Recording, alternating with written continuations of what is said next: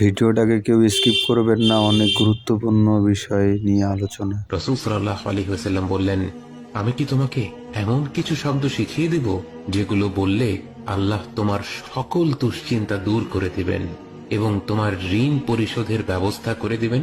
বলো, আল্লাহুম্মা ইন্নী আউযু বিকা মিনাল হাম্মি ওয়াল হাযান ওয়াল আজজি ওয়াল কাসাল ওয়াল বুখলি ওয়াল জুবন ওয়া দালা'আদ দাইনি ওয়া গলাবাতির রিজাল।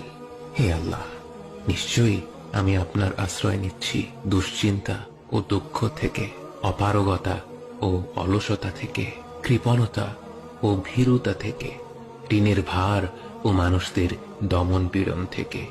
আল্লাহর যেই বান্দাই পূর্ণ বিশ্বাসের সাথে এই কথাগুলো বলবে, আল্লাহ অবশ্যই তার জন্য স্বস্তি আর মুক্তির পথ বের করে দেবেন।